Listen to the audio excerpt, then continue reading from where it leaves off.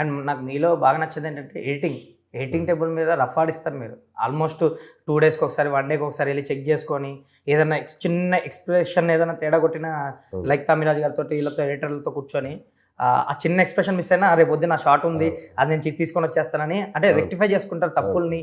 అది నేను చాలా క్లీన్‌గా అబ్జర్వ్ చేస్తా. అది బాగా అనిపించింది ఎడిటింగ్ దగ్గర కూడా. సినిమా అయిన తర్వాత ఎడిట్లో వచ్చి చూసుకోవటం, ఏమన్నా ఉంటే మళ్ళీ సినిమా షెడ్యూల్ అయ్యేలోపే మార్చుకోవటం. అంటే రెగ్యులర్ గా చెకింగ్ అంతే, కీప్ ఆన్ ప్రతిసారి కీప్ ఆన్. మిగతా డైరెక్టర్లు మరి చేస్తారో లేదో తెలియదు కానీ మీరు అది మాత్రం ఫాలో అవుతారండి. అందరు చేస్తారు. ఒక్కొక్కసారి సినిమా అయ్యాక కూడా రీషూట్లు అంటే చేస్తారు. మీరు పట్టుకుంటారు కరెక్ట్ ఎడిటింగ్ లో అంటున్నారు చాలా మంది. అదే అంటే అది చెప్తాను కదా, నా టైమింగ్ తగ్గట్టు, నా స్టైల్కి తగ్గట్టు ఆ సినిమాలో మన డెసిషన్ ఉంటుంది. నేను కరెక్ట్గానే ఎక్కడెక్కడ ఏది అవసరమో అంటే ప్రతిసారి అంటే ఎక్కువ చేసేదేమి ఉండదు.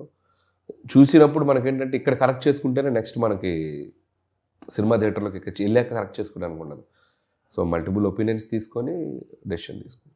యాక్చువల్లీ ఈ సినిమా బిఫోర్ అంటే ప్రీ రిలీజ్ ఈవెంట్ వరకు ఒక చిన్న ఎక్స్పెక్టేషన్స్ ఉన్నాయి. మీరు ప్రమోషన్ చేశారు, చిరంజీవి గారు అండ్ వెంకటేష్ గారు క్యామియో ఇదంతా మాట్లాడుకున్నారు, దట్స్ ఓకే.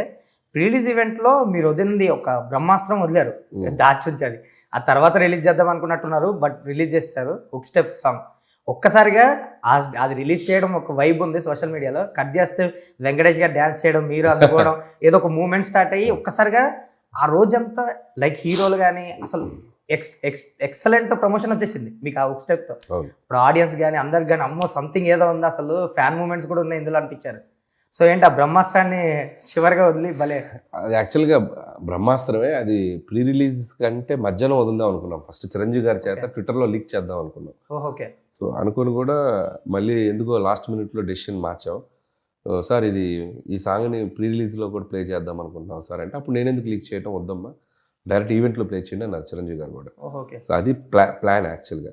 చిరంజీవి గారు కొద్దిగా లీక్ చేసి తర్వాత ప్రీ రిలీజ్లో ఫుల్ సాంగ్ అని ఆయన లీక్ గురించి సరదాగా చిన్న చేస్తే ఆయన అసలు వద్దు అసలు ఈవెంట్లోనే సర్ప్రైజ్గా ఉంటుంది, అక్కడే వదులుదాం అన్నారు. నిజంగా సర్ప్రైజింగ్ ఫీల్ అయ్యారు. వదిలాక అక్కడ ఆ మ్యూజిక్కి వెంకీ గారు వైబ్ అవ్వటం, వెంకీ గారి తర్వాత నేను లేవటం, ఇద్దరం కలిసి సరదాగా చేయటం, అది నిజంగా అంటే వెంకీ గారు హ్యాట్స్ ఆఫ్ చెప్పాలి. ఆయన ఆ స్పోర్టింగ్ స్పిరిట్ ఉంది కాబట్టి. సో అది సినిమా అనేది ఇదేదో సినిమా కాదు, దీంట్లో ఇంకేదో ఉంది అనే ఫీలింగ్ క్రియేట్ చేసింది. అదే అంటున్నా, అది ఒక బ్రహ్మాస్త్రం లాస్ట్లో వదిలేరు. అప్పటి వరకు ప్రమోషన్ చేశారు, ఓ చిన్న బజ్ ఉంది కానీ కరెక్ట్ టైంలో వదిలేరు. అది ఒక్కసారిగా పీక్స్కి వెళ్ళింది ఇంకా.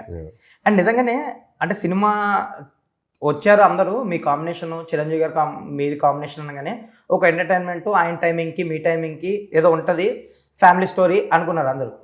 బట్ థియేటర్కి వచ్చిన ఫ్యాన్స్ కూడా సర్ప్రైజ్ ఇచ్చారు మీరు. అంటే ఫ్యాన్ మూమెంట్స్ కూడా చాలా పెట్టారు ఇందులో. లైక్ ఆ గోడ బద్దలు పట్టడం, గ్యాంగ్ లీడర్ సీన్ కానీ, లైక్ ఆయన స్మోకింగ్ స్టైల్ కానీ, అసలు ఒక వాకింగ్ షాట్లు కానీ, యాక్షన్ ఎపిసోడ్లో కానీ, ఒక స్టెప్ కానీ, అంటే ఫ్యాన్ స్టఫ్ కూడా ఇచ్చారు, బాగానే ప్లాన్ చేశారు. చిరంజీవి గారు అనుకున్నప్పటి నుంచే నేను ఆయనకున్న ఒక టైప్ ఆఫ్ మాస్ ఇమేజ్ ఉంది కదా, అది ఎక్కడ మిస్ కాకూడదని చెప్పి స్క్రిప్టింగ్లోనే అన్నీ ఇన్వాల్వ్ చేసుకుంటూ వచ్చాం. అండ్ నాకు చిరంజీవి గారి సినిమాలన్నీ చూసి ఎక్కడ ఏవి ట్యాప్ చేస్తే ఏది ఎగ్జైటెడ్గా ఉంటుంది అనేది నాకు ఒక సెల్ఫ్ ఎక్స్పీరియన్స్. ఆయన మీద నాకున్న ఒక లవ్ టువార్డ్స్ హిమ్ ఏది ఉందో అదంతా రైటింగ్లోకి తీసుకొచ్చాను. సో అందుకే ఈరోజు మీకు ఏది చూసినా కూడా ఒక ఫ్యాన్ మూమెంట్ లాగా ఉంటుంది. బికాజ్ ఆయన సినిమాలు అందరిని అంత ఇన్ఫ్లుయెన్స్ చేసినాయి. సో అది కూడా ఎక్కడ మనం వాంటెడ్గా పెట్టినట్టు ఉండకుండా స్క్రిప్ట్లో ఇన్వాల్వ్ చేసుకుంటూ వచ్చాం. సో పెట్టాలనుకున్నది కూడా ఇట్స్ లైక్ నాట్ ఫోర్స్డ్.